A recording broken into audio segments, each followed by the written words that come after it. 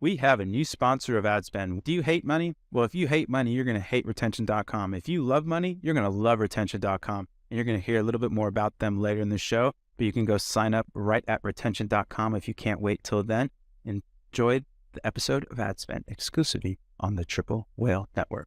If you are the coolest kid in high school and then you go into the NBA the next day, odds are either you are LeBron James or you're out of the league. The problem is you're designing your test to set up that you still have no confidence with that data. It might be really good, but it's not doing good at a scalable level. But it is better than just running the hamster wheel of more and more creative tests.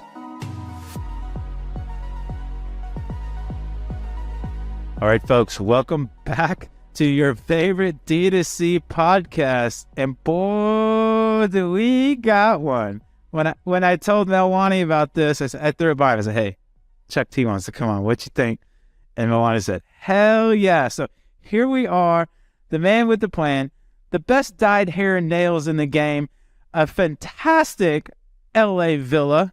For folks that don't know, Charlie has a beautiful pool. We're in this big group text, and he kept us privy to all the updates. One caveat, building a pool was a little bit more expensive than it seems to be, but hey, that's why we're here, folks, to print the money. And as always, my partner in crime, the slanger of the collagen, the shipper of the campaigns, the best looking Indian on the internet, Ashvin Melwani. Ash, how you doing, brother? Good, brother. How are we doing? Really, really good. So I think you're going to drive this one a little more than past ones. You have a pretty cool idea in terms of kind of going through 3 general testing frameworks that you had come across, right? Yeah, I think let me just get into it, right? So these are all frameworks that I've personally tested myself. Still trying to figure out what the best structure is and what makes sense for our business, right? But I do think there is definitely pros and cons to almost everything, right? Yep. And so Charlie here, I think, is one of the brightest minds when it comes to understanding how meta systems actually work, right? I want to go in through all the pros and cons of everything because I do think that there are some, structures that perform better than others. But I want you to kind of dive in and kind of explain why you think that is, right, the case. So let's, I guess in no particular order, probably one of the most popular account structures, right, is you have a testing campaign and a scaling campaign, right? So yep. The theory here is, you got new creatives that come in every week. You set up a test campaign, set it on broad, let it run for 7 days. Hey, you got a winner. Cool. Let's toss it into this scaling campaign, right? That for a while is what a lot of people are doing. That's what I was doing for a while. There's a lot of nuances there that to me sometimes work, sometimes doesn't, right? And Charlie, I think you can agree to this, that the sometimes doesn't is the issue with this account structure, right? So say, for example, you're testing 4 or 5 creatives in its own environment at a low budget. You move it into this big campaign and it's this like the big boys. Can this new ad compete with the big boys, or does it completely mess up the entire structure, right? So Charlie, take it from here. Give us the pros and cons. What do you feel about the structure? Why do you think it's so popular, and what should people really be focusing on? Yeah, well, thanks. And by the way, Rob, if you're in LA next week, cannonball. I'm coming. I know. I'm coming for Geek X. I'm looking at the pool right now. It is warm. I got a hot tub. It can be heated. Bro, you got your fancy little fireplace thing. I mean, just saying. Chef's kiss. The place is impeccable. To get down to the nitty gritty here, I'm setting a timer so I don't rant for too long. Because I care, people. I care.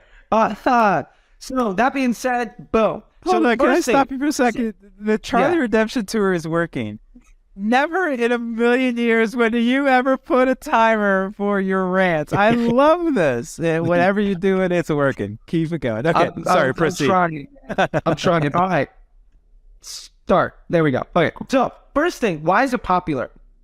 Well, it's a very old strategy that absolutely works, and it comes from CPC and inventory-based platforms. So, for instance, if you're doing display or you're doing taboola or you're doing landing page testing, something along that lines, we have a set inventory, or say you're buying on a CPM basis for banner ads on like CNN or MTV or something like that. This is absolutely the way to go because the CPM is a constant cost and because you don't have control over the environment. So the inventory is a constant.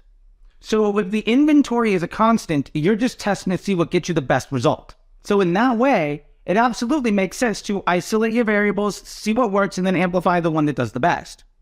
The problem is, at its core, Facebook is not that. And it really hasn't ever been that.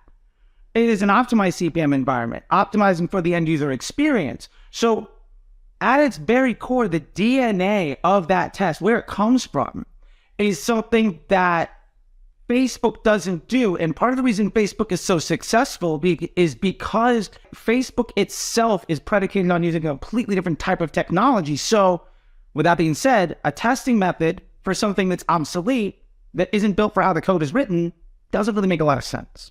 The second pain point here is that I think most people have the mistaken opinion that your testing starts in your testing campaign, but it doesn't.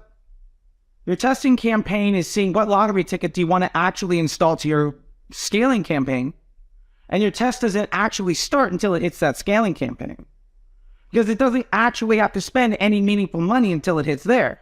So you're pulling lottery tickets to see what you think your best chance is to actually start your creative test with.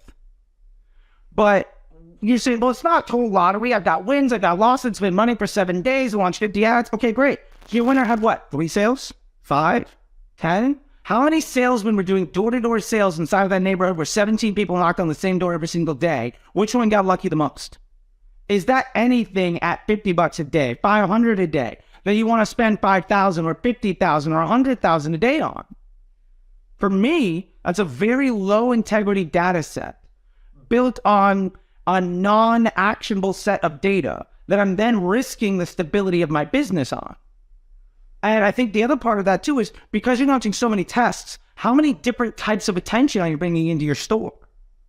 Like any landing page test that you run, as soon as you change the ad or the targeting, basically becomes obsolete. So you're making every after the click optimization effectively null and void just so that you can spend the majority of your money developing losers that raises your cost of advertising across the platform. So you can then take a lottery ticket and bet your entire business on. And your standard operating procedures to do that faster and faster, more and more and more. And I don't see anybody saying that also isn't saying things like, I'm having trouble scaling or Facebook is getting more expensive. And really, it's not that you're having trouble scaling and Facebook isn't getting more expensive. It's that you're creating more harm and reducing the quality of the relationship with the platform. So as a result, it's less effective for you, which on a surface makes complete sense as far as I see. Okay, so a lot of points there. When you're saying it's kind of like this lottery ticket where you're like, all right, I'm tossing up some ads, it's getting some sales, and it's like, okay, it's producing some, decent CPA, but why would you toss that into something where you've been running a ton of money and you're spending, 50, 100K on with the big boys, right? What if, and I think the example you use, like, okay, this ad maybe got 5, 10, 20 sales. What if this ad has been running for quite a bit? What if you do have a substantial amount of budget that you've allocated towards testing where maybe that campaign does have, 2 weeks worth of data that, as you start to scale it up, in its own environment, it is producing results where, okay, I know that this has now gone maybe 50 to 100 conversions, not just 5, 10, or 20. It has a bunch of data, and then moving that over, right? What's the I guess the cons of doing that, or why is that bad? No, and I think there you're starting to leverage you're getting closer to the idea of I don't have a steady, like I'm running 50 creatives for a week, right? You're starting to hedge your bet by saying the things that win, I'm going to keep on. So I like it. You're moving further and further away from letting basically luck be your KPI. But we also have, so that's better. I would say on average, when I see accounts set up like that are doing that testing campaign generally doesn't, either one or two things are happening. One, that testing campaign doesn't take the lion's share of the budget. So it's like 500 out of 5K, or it's like, 10K out of 50,000. Like, it's a percentage. So even something that gets 75% of the pocket change, and it's winning, that is no indication of what's going to happen when it gets access to 80%. If you are the coolest kid in high school, and then you go into the NBA the next day, odds are either you are LeBron James or you're out of the league. The problem is, like, you're designing your test to set up that I'm never, like you still have no confidence with that data. It might be really good, but it's not doing good at a scalable level. But it is better than just running the wheel of the hamster wheel of more and more creative tests. So I like it. It's better. So what is the pushback of moving it into that scale campaign and then seeing how it performs? I think my biggest issue there is, one, at best, what you've done is you set something up you have a lot of confidence with. I'm going to actually start a creative test with this asset.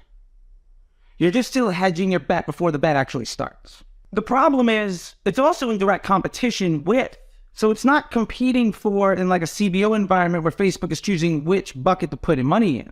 This is just a separate bucket. So it's a competitor. It's not complementary. So you also don't have any idea of how it's impacting your business after the click. You have no idea if it's a prospecting, retargeting, where it's going to fit in the mix.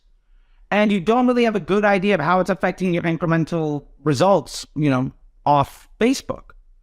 So it's a much higher confidence way of testing things, but you're still sitting at a spot where I have no idea what this winner actually means to my business. And hey, look, probably, at least half the time or more, it's going to be good for you. And then at that point, my pushback is, well, great. So it took you 3 weeks to identify a winner that could have been a banger on day 3. Like, if it is that good, the opportunity cost is massive. So, I mean, if it's great, why not let it be great? And so if you wasted 90% of your budget to find something that's good and then takes you a month to get there, you could have had that success forever ago. And cash flow is king. You wasted 20, 30 days, then get something that then has to start and ultimately becomes a winner. That's a huge liability. The summary here is that instead of testing it separately and the hopes that you find this winner or whatever it is, that would have been proven if you were to directly test that against the big winners right off the bat. And if it was, you've cut down the timing that it needs to actually test something. And you've kind of like you just said, 3 weeks to get 50 to 100 conversions on a testing campaign versus let me just stick this in another ad set and a CBO that's scaled up to 10, 20K a day. And if it does get the spend and it is converting, I already know that it has the legs to compete at that level. That sounds like it's a cash flow and a time thing. And opportunity cost. Yeah, the opportunity cost. And I think the other thing that I didn't really mention there, but I feel like it's implied, but maybe it's not, because I have this conversation constantly in like consulting calls with people in the MBA program and just folks that book on my calendar. What if that ad has a bad CPA? Is that bad for you? The answer might be no. Like, I was just on a call with somebody earlier, like half an hour before this. These kids that are doing some great stuff, and like their bad ad gets all the spend, and as soon as they turn it off, their search volume goes down by like 20%, their email on take rate goes down by like 5 or 10. As soon as they turn that bad ad off, they lose a ton of money. Because Facebook shouldn't be your source of revenue. Facebook is a business model amplification device. You are buying attention. And your job as a business operator is to monetize that attention the most effective way. And if you are relying only on Facebook to do that, you are relying on one of the worst exchange rates possible as an investment banker. And very few people get rich buying really expensive money. So what you're saying then is the opportunity cost and the time to decision that naturally emanates from a testing campaign is not that valuable. It's much better to throw somebody in the fire. Can you go kill and get me conversions or what have you? And then from that, because I don't have a testing campaign per se, I'm also adhering to an axiom of simplification, where I just have this amazing campaign that I can just chuck these killers into, and then you either swim or die.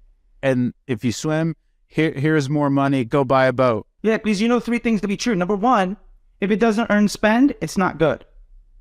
I don't care what you think about it. I don't care what your creative director said. I don't give a damn what anybody said about it. It doesn't earn spend. It doesn't meet your business partner's objectives. Yep. It's a liability to your relationship and buying attention, and then your business model of monetizing it. So it's net negative for you.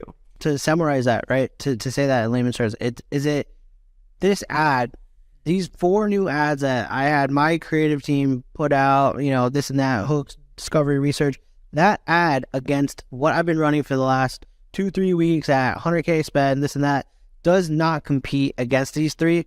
Why bother even tossing it in there? That's basically what you're saying. Yeah. I mean, when you do toss it in, it basically, Rob and I are fantasy football league. Someone use a fantasy football, use a fantasy football term. As a wide receiver, target share is earned. You get thrown the ball because you're good.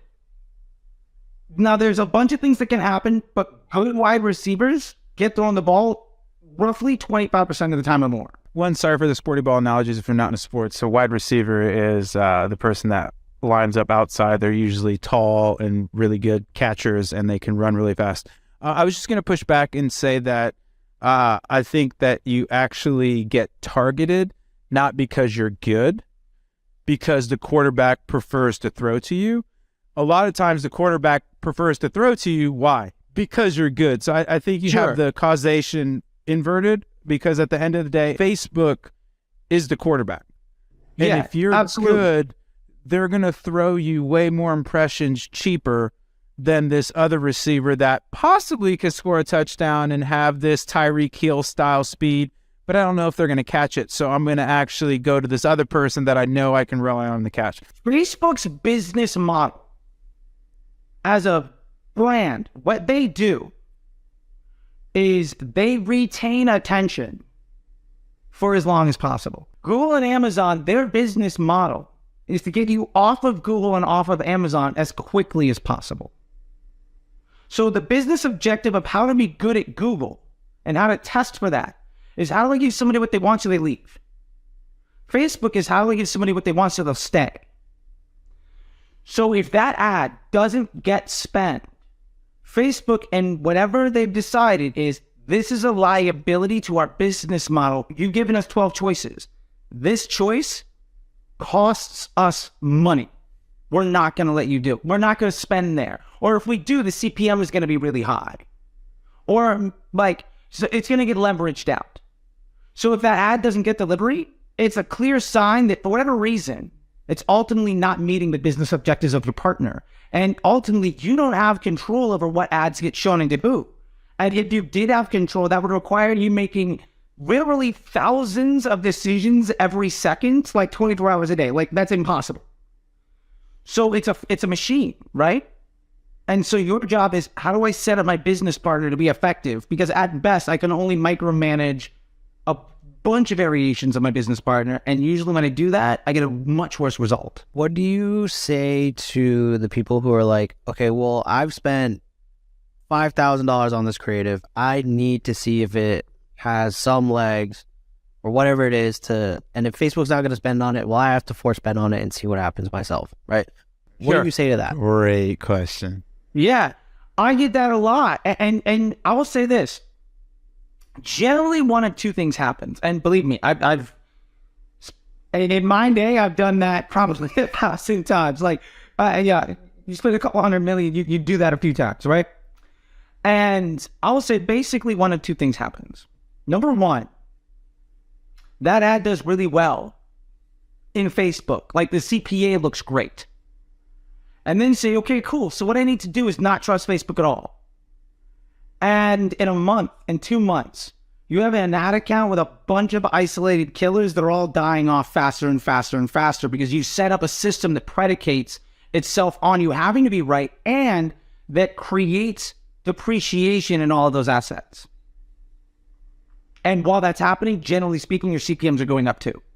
Because now you got a bunch of killers that all work in isolation, competing against each other, and basically they all, instead of there being enough food for one dog to eat, now they're all starving. And so they kill each other off. And so your solution is, I'm just going to get more dogs. I'm just going to throw more things in there. So you're setting up a system that ultimately can't scale.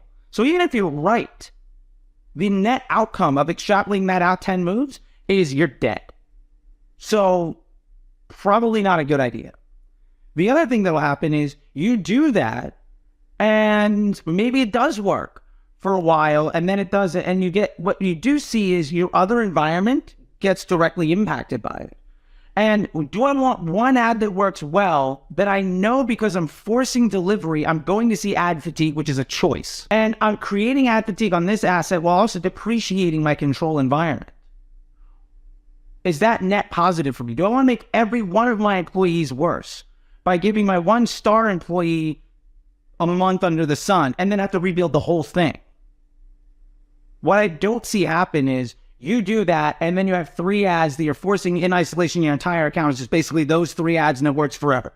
And you never have to test again. Like, that model doesn't work past step 2. So at scale, it's like saying, okay, well, if I'm going to test this creative in this isolated environment, I start to scale that up. I see conversions. I see a really good CPA. My blended looks fine, right?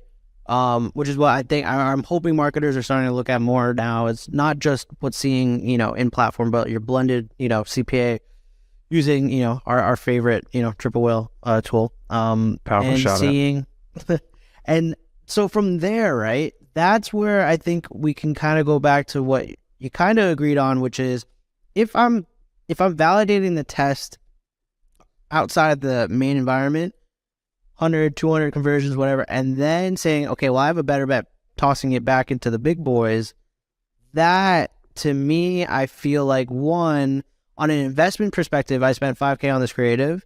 I've proved that it can convert. Now let me see if it can kind of convert with the big boys. That's where, I feel like I can justify my cost outside of the business as well, getting the creative and things like that. So that, to me, makes sense. Versus all right, if I toss it in the big boy campaign, it doesn't get any spend. It's like, well, now I got to answer to my creative agency that said, hey, we just produced this for you. What happened? And it's like, well, Facebook didn't spend on it. So what do you want me to do? So it has to account for all these other elements of the business, which is what is tough for marketers to wrap their heads around. I will say that, at a small degree, I understand that. And let me take, at 310, for instance, I had $100,000 a month budget on the acquisition of influencer user-generated content. I had $100,000 that I had to spend every month. I had this exact conversation with Tim, CEO of iRecon that owns a bunch of things. And what we got down to was, I got him to buy into the idea, and ultimately it was a mutual decision between me and Marina Randolph, who is our president, former VP of Guthrie Banker. She's a G, by the way. Check out Marina Randolph if you don't know it. Rob has met her, maybe. I think so.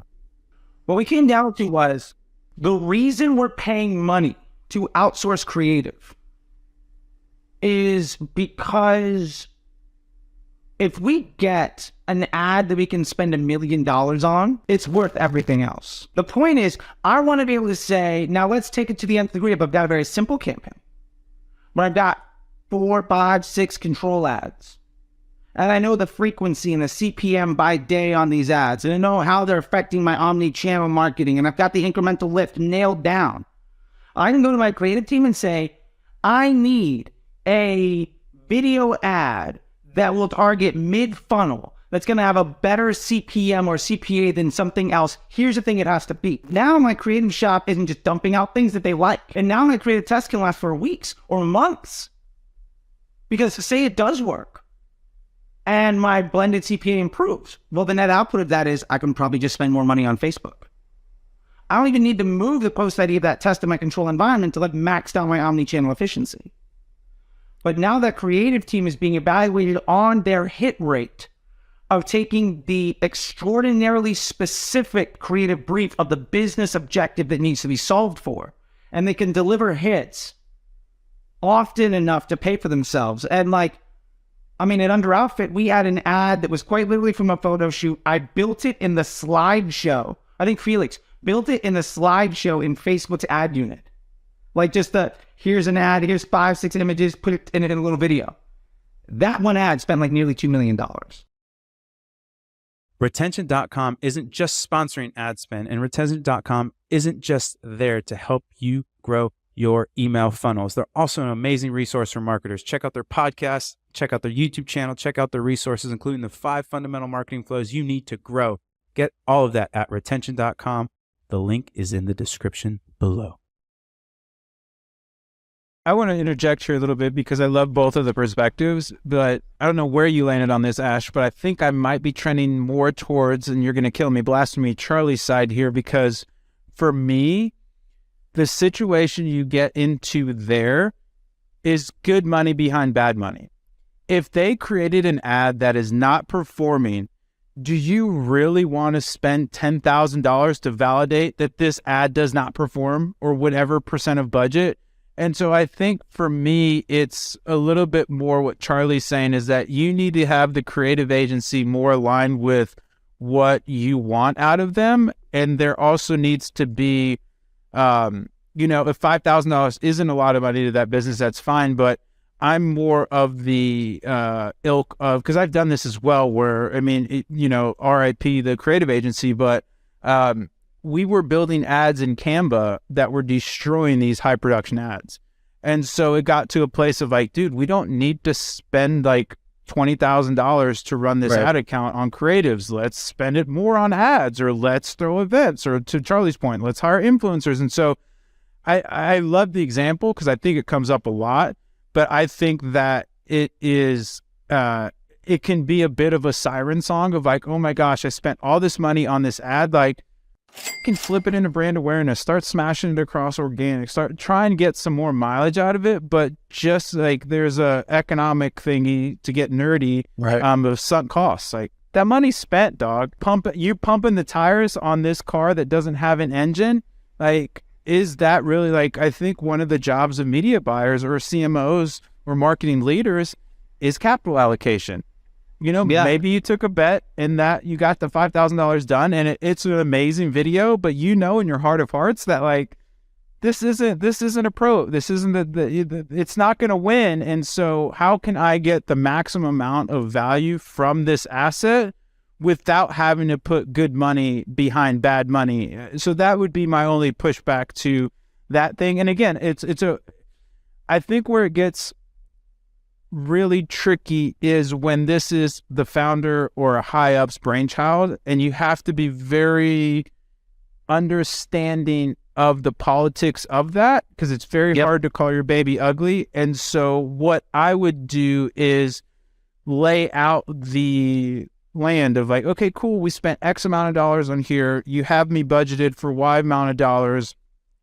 The signs of this video popping off compared to historicals are not great. Very rarely do you have this come from behind. Like, if anything, Facebook is not a come from behind story. Like, you win or you don't.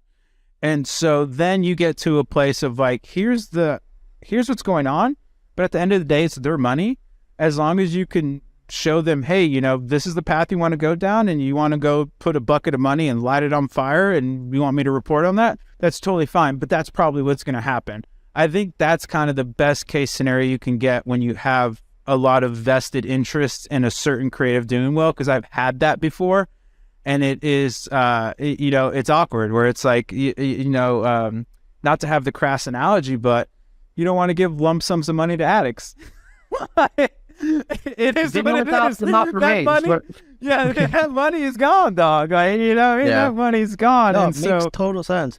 Rabbi, I got a question for you, because I think Charlie, the theory and the strategy here makes complete sense. I'm on the same page, which is why I messaged you even this morning. I said, hey, I've been testing this. I have questions around it, but what your explanation makes total sense.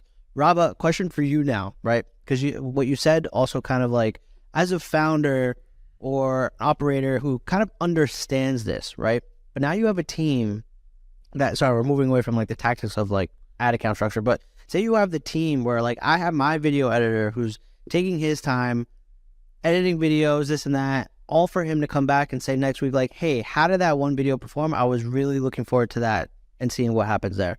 and I have to go and say like, well, Facebook didn't spend anything on it. We got to move on to the next idea, right?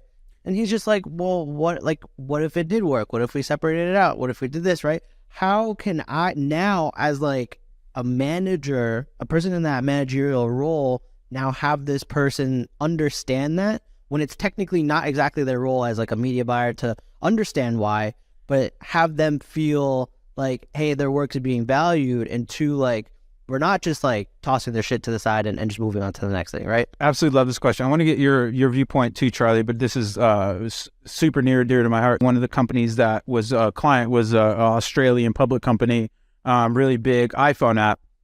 And the way we got around this was gamify it. And so essentially you have your creatives, and every week we'd run a test. And to Charlie's point, we'd throw it into the mix and you try and dethrone the champion. If you don't dethrone the champion, it is what it is. You can get, the way we ran it was essentially we would greenlight one core concept. The creative agency would give us 4 iterations of that core concept. And then we'd run all those iterations. And then we would, you win or you didn't. And there wasn't any, oh, you didn't give me a fair shot or anything like that. Here's the amount of, and to be fair, Charlie, we did do a little bit of testing, but because there were certain variations of people we did want to draft into the big leagues. But that was it, where it's like, dude, you get X amount of shots to make it, and that's what you have to work with. So I mean, the creative, I don't think will get too caught up in the too long didn't read is the systemization portrayed a feeling of fairness, where to your point, like, oh, my creatives were getting a shot. Did this beat the champion creative? And a lot of times it won't. But to Charlie's point, like, if you can get going back to the sports analogies, there's 5-person on a basketball team.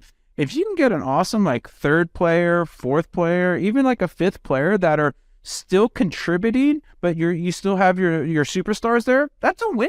And so for me, that systemization of getting in that cadence of the creative of like, here's our core concept. You need to develop these core concepts. Give me 4 iterations. Let's run these 4 iterations against the champion.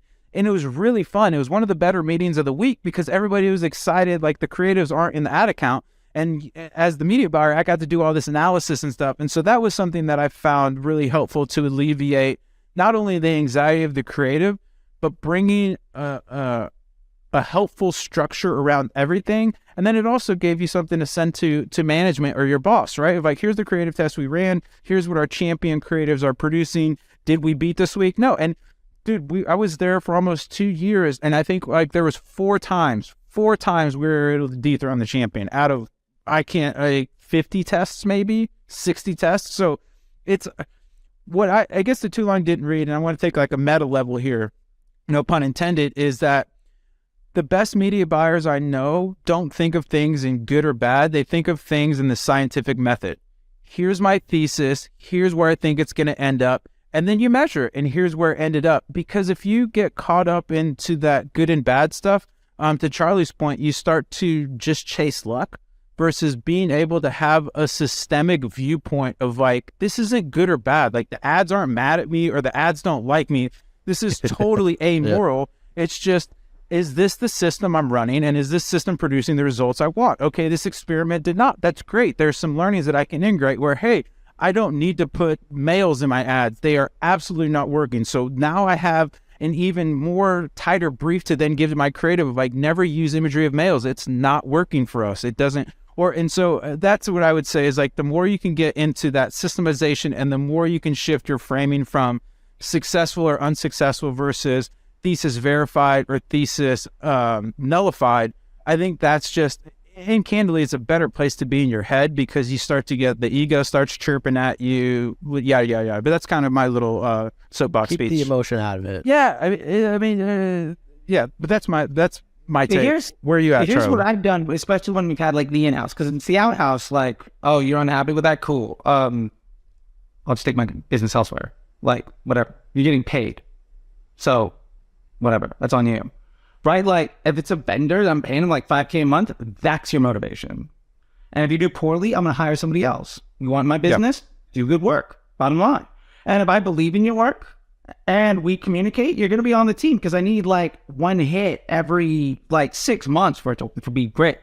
The other thing I've done when they're in-house is really gotten across the point, and this is something I try to tell media buyers all the time, is your losses tell you way more than the wins do. Everything lost. Yep. Okay, well, what worked, what didn't, right? And you set it up in a dynamic creative where now you're really leveraging machine learning. What works, what doesn't? And a good creative, in my opinion, a good creative director will look at dynamic creative as a tool to help them be better and better at their job. You can really start to analyze your work and get better and better at it. And one of the things that I did when I've had in-house teams is, and I've noticed this works if they have the right head on the shoulders of the person that's there, but I taught the creative director how to pull reports in Facebook. And I literally was like, these are the ads that are spending, these are the ones that aren't. Like, this is what's working, this is what isn't. And then we would have conversations of like, how can I work with you to dethrone, as Robert put it? Like, how do we work together to make that happen? Fun. Because it was really fun. Now it's like, none of my things are spinning, blah, blah, blah. It's like, well, let's work together so that doesn't happen. Like, it's in my best interest to help you dethrone the best one. So what do we need to do? Now we've got a symbiotic relationship where that person is hella motivated to make it happen. And to be fair, when that new ad comes in, that means we go from 25,000 to 30,000 a day, or 60,000 to 85,000. Like, everybody feels that, you know. And to just kind of reiterate on that sunk money thing, just to give an example, just in the worst sunk money situation. Hold on, I gotta pause there. For people that are listening, Charlie had this very philosophical lean in. So this is going to be something interesting. If you're not watching, if you do want to watch, you can go over to youtube.com/triplewhale. You see that YouTube plug, kids? That's what you call pro. Okay, go ahead, Charlie. So I'll give you an example of my biggest fail at making this call. It was a $100,000 call, and we lost another 175 on me chasing it. And I got written up badly by somebody who's like, I don't know what I have to. I paid a Kardashian $100,000 to shill the shake. I think we made $15,000 on it. And I chased that with another 100,000+. I think 150, 175K. So we were out almost 300,000, more or less like 250 after the profit. I mean, hey, this is a business. I went in there, they were doing about 18. I left about 20 months later, they're doing 95. But still, $250,000 is a lot. Yeah. And like, that's where I learned that lesson of like, you can't, you just can't, you know, you just never know. Yeah, force it. And the worst thing ever, the thing that was just the knife in the chest, the best ad we had running at that time was a stupid picture that the receptionist took in the kitchen making a shake with an iPhone. And it was like an iPhone 6. And we just threw it up as an Instagram story, and it got like 500,000, like whatever. It hurts. We used to, like when I was at that agency, we had some pretty big spenders, and we had this like lead generation, essentially like an insurance, like wealth management kind of company or whatever, did absolute numbers. We were spending $1 million a month, like real money. The weird thing was though, they would they had to link it to their kind of lead flow, and we would have to cut off ads all the time because like either budget. Anyways, too long didn't read. We had like every single big gun, super fancy creative agency, and this stupid fucking picture. It was literally that cheesy picture of the company people in front of like the branch office. Oh yeah, I remember this one. Never dethroned it, dude. And it was the bane of my existence because I was like, this is so terrible. And it was just the amount spent behind it and the social proof. Anytime you gave that any sort of like spend again, it would just crush everything else. And that was one of the most frustrating things ever, because everything in my being was like, this is the worst ad ever. Like the copy was terrible, headline was just absolutely slayed. So kind of to your point, Ash, of getting that was a very good learning for me to not become emotional, because I was like, it was almost like the basketball player that you hate or something that just would win. You don't get it, and they would just every time beat anything that you threw at it. It's like Dennis Rodman back when he was in Texas. Oh, dude, it was so frustrating. It was so frustrating. And so, I mean, for me, the too long didn't read. It was just like never be attached or have dogmas, because the weird can win. And you as a media buyer or as a founder, you have two choices. Do you want to be right or do you want to make money? Yep. That's it. Right. You want to be right? That's cool. Give me another $10,000 to test behind this beautiful high production ad. You want to make money? Amazing. I will do that as well. And so I think as an agency or somebody that is working with clients per se, you really just need to constantly reframe it as it's not your money. And so you need to say, hey, here's the way I could deploy your capital. Here's what I think the expected outcomes are.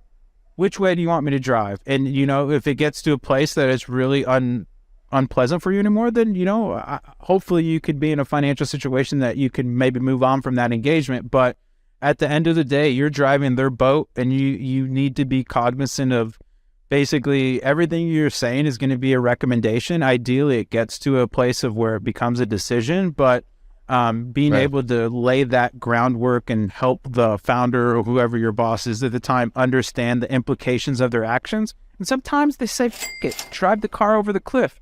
It is what it is. But I think that's something that also helped me out a lot running agency life, was understanding personalities and just being like, hey, man, we'll run whatever strategy you want. But at the same time, that's why you're giving me the money, is to come up with this strategy. So anyways, a little ranty there, but man, this has been a great talk. Products have different personas, right? So there's you're gonna have what? So let's take our collagen burn, for example, right? You have the weight loss audience and you have this beauty audience, right? Yep. Do you, Charlie, go at this product from two different sides, and does that become two entirely different funnels? That for one product, do you create two different funnels? Or are you trying to find which aspect to hit that has the best efficiency? And so you're kind of putting up, ads that kind of hit both or target different personas against the same test against your winners. Or if you're like, okay, I know there's two separate audiences for that, I'm going to treat them completely separate. I don't know if that made sense. No, it totally makes sense. I would look at this in two ways. And the first thing I'm going to do is a PSM analysis on those audiences. I want to know, that beauty buyer, do they behave the same as the weight loss buyer? Or right? Do they behave the same? Do they have the same second purchase rate, LTV, CPA? Do the unit economics of that type of buyer match? And if so, then yes, it's one business objective, one campaign. If the unit economics of that attention are different, then I will separate them out with different business objectives. And ultimately, one of them is probably going to be better for me. And to be fair, like, under outfit, like, I know that a woman under the age of 35 that buys a bra, she's going to come in and buy one. Then she's probably going to come back and buy 3, get one free, and then trickle in on a new one every few months and you drop a color. I know a woman over the age of 55 is just going to have to buy 3, get one free every 4 to 6 months. She's more expensive, same product. The LTV on the older woman, much better. The cash flow analysis, though, is much different. Because they don't get the one sale and then the immediate bump and then the trickle. Where I just get like the hit. So now I need to understand what's my business objective. So if it's Q4, I'm going after all the long money I can. Like I'm going after that older woman that's going to spend more money because I know I'm getting them at a discount. Like a lot of people make the mistake in Q4 of offering discounts, which is like the dumbest thing ever. You're getting the people to buy from you for a cheaper cost. Buying intent is higher. So you're getting the sale for a lower price. You're accessing higher LTV at a larger margin. So in that case, I'm going to go after the long money in Q4. Q1, I'm going to go after the short money. So at the time Q2 comes back in and we see, oh, it's April. Oh, my costs are rising. What's wrong with Facebook? But this has happened 10 years in a row. Like by now you should expect it. And what happens for me? The long money from Q4 hits and the short money from Q1 hits. And so now Q2 and Q3 is all CRM. And I can work on my business model. What can I do better as a business? So that when Q3 and Q4 hits again, I can vault even higher. I've done it a few times, and I'm now like 5 businesses in, just making 8, 9-figure businesses for an exit, and I'm about to do my 6th in like the last 5 years. Like, there's a pattern. There's other ways of doing it. Some people might go retail. Again, congratulations on the big contract, right? But like, if you have different unit economics for customer journeys, I want to identify those unit economics and then understand which one best meets my business needs as far as cash flow and inventory management are concerned. Makes sense. So because there's a lot of talk around creative like ideology where it's like, all right, well, I'm going to have a hook for this or a hook for that, right? So like, say for example, again, using collagen as an example, the hair aspect of it versus like the skin aspect of it, right? Sure, there's overlap between those two customers, but if somebody really cares about their hair situation versus their skin situation, are you going to kind of put those against each other and see what kind of comes out at the end? Or because they're kind of two separate audiences, are you going to separate that out? Is a hair customer worth the same as a skin? And you know what shit is? Maybe a hair customer has a lower CPA and the LTV is terrible. Well, I'm going to make the decision. I'm basically never going to buy that person. Right. Because ultimately, too, like, what am I spending? 50K a day? 100K a day? Do I need to focus on a different type of buyer? Probably not. So, am I going to cost, if I can make a nickel or I can make a quarter, I can make a profit on the nickel, but it costs me 20 cents to do it. Maybe the hair buyer, I lose 20 cents of opportunity cost every time I buy that customer. And it hurts my inventory because now I got to stock two different types of things. My supply center, my pack and ship, my bundle offers, I got to now test two completely different email flows, two completely different like landing page tests. I got to do with different types of customer service. Like the post-purchase costs aren't double. They're like triple or quadruple because of the complexity.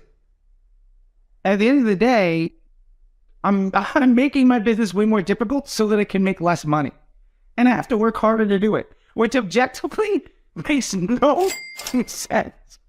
So like, well, what if you just started, right? What if you don't have that LTV data? Like, what do you want brands to do? I mean, you do have LTV. If your LTV is one purchase, that's your LTV. And that data will evolve as you get more sales. Right. But if you've been at for 30 days, your LTV purchase is one side. What can you do to get a second purchase? Then shift your business order to get you the best second purchase rate. So you're reducing your cost per acquisition, including the blended, and then your business model evolves. Right. You're still testing. You're still going to test everything until you can figure out what happens month 3, month 6. Sure. Yeah. And then if my business needs change, I will change that up. Like I said, Q1 is short money. Q4 is long money. Q2, Q3, I'm letting the CRM come in. I'm going to improve the business model. And if I can continue that flywheel, for the last 5, 6 years, I've been doing that. And the net result is exponential growth. I mean, Under Alpha went from 50K a month to $1 million a week. 310 Nutrition went from 18 million to 95. And we're talking like less than 2 years to make that happen. That has happened over and over again. So like, as far as I'm concerned, it's not the only way, but that way is the way that makes Facebook an hour a week and means that everybody can kind of work part-time on the front end of the business because it means they're spending the most of their time on what actually makes money. And to be fair, if you need Facebook to work to be in business, you don't have a good business. Love it. Hate. It's a good place to end it. What a good look is this dropping mics. I love this kid. Unbelievable. I did not. Charlie, tell me not only about your amazing hair and nails, but how do I get a Chuck T MBA? Where do I go to from there? How do I follow you? This time is yours, my friend. Plug away. I got Disruptor School, obviously, which is a great community and people can learn in there. And my flagship thing is the Facebook Ads MBA program. It's not just like a course or a community or some pre-recorded thing by somebody that doesn't do the work telling you what works for their team off the things they saw on Twitter 2 years ago. This is like, what does it take? If you were to hire me on your team, how do I make myself not necessary in 9 to 12 weeks? I've standardized that into a thing that has lifetime access with, support in perpetuity with weekly classes and a community. That's it. mba.facebookdisruptor.com. You can check that thing out. And disruptorschool.com. You can go to enroll in Disruptor School and just bypass all the nonsense. But at the end of the day, I got an inch deep, mile wide. That's Disruptor School. If you want to be like, man, I wish I could just hire Charlie and there'll be everything I need for the next 3 months, that is MBA program. Facebook Ads MBA program, Google it. It should come up. If it doesn't show up, then clearly I'm not good at my job at digital marketing. And like, that was probably the single highest payback investment. What I will make is I will tell you this. You're going to get the standard operating procedures and the support to take you to what you need to be successful. What you're not going to learn is how to be great at everything. Because I'm not like some mid-20, late 20-year-old kid that's going to promise you how to be good at every single platform and copywriting and everything else and charge you $12K to do it and all this other nonsense when I haven't even had to deal with a problem inside of a thing called a bull bear market. Like, I've done this over and over again. I've been doing it for like a decade. Over $1 billion in revenue driven.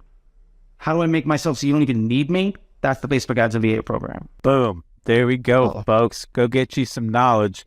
Now, after you get your Facebook MBA, you might jump in the car. You might turn on a little LCD sound system, hit the window, drive by some stores, and then all of a sudden you just see the shining, glowing sign, and it catches your eye.